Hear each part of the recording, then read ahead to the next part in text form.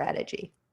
Now I got it, and we talk about the water. I want to talk about the other thing, which you mentioned in early of the conversation. Like many of us prefer to work on the physical appearance. Like we go to gym, we go do exercises, we drink water, do exercises, and everything.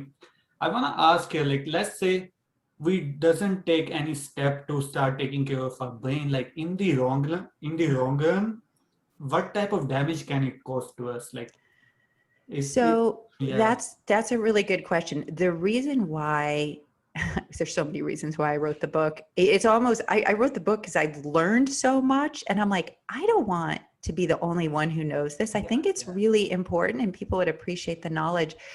So when our brain reaches full maturity, again around the age of 25, 30, our brain slowly begins to lose neurons over time to the tune of about 85,000.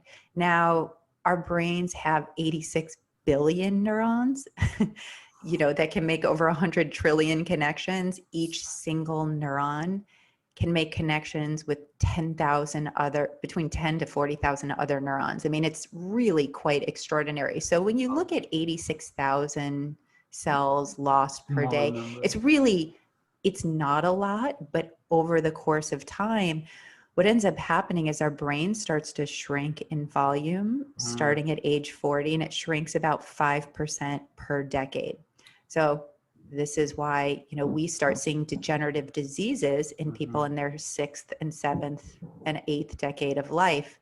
Um, by the time people reach 65, 1 out of 10 people could be diagnosed with Alzheimer's.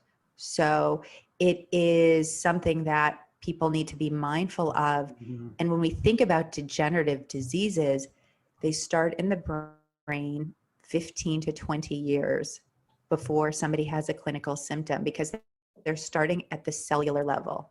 Wow. This is why, so if you're talking to me about how to prevent degenerative diseases, um, the main sort of lifestyle risk factors, we call them modifiable risk factors because they're things that you can do right now to change them. One is midlife obesity, again, because I talked Mhm. about obesity being inflammatory to the brain. Chronic inflammation leads to all kinds of diseases, right? Not just neurodegenerative, but cancers, um, diabetes.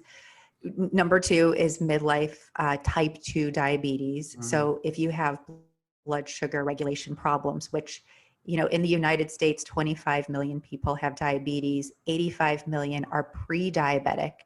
So if you think about that, if there's 300 million people in the US, a third of us have blood sugar regulation issues.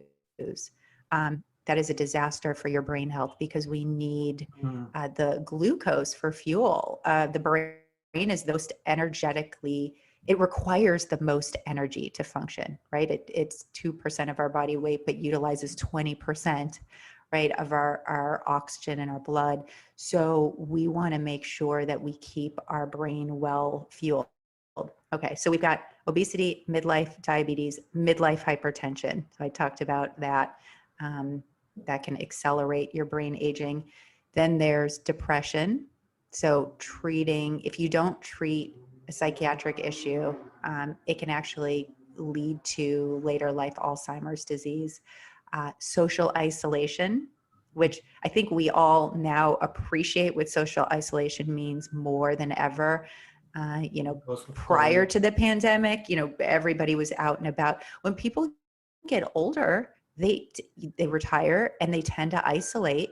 The isolation can lead to depression. Depression can be an inflammatory state in the brain. That inflammatory state, if not corrected, can accelerate brain aging, right? What else? Oh, cognitive inactivity. Yeah. So that's why we want to keep learning throughout life, not just when we're in school, but, when we're working in our job after we've retired. One of my one of my favorite stories, and I share this. Do you know the actress Betty White? Yes, yes. Yeah, Betty I White. We know. all know Betty Yeah, White. yeah. So she's just darling. I see her. She comes in and out of my building, so I think she's friends with somebody who lives there, and she's gorgeous. She's 99 years old.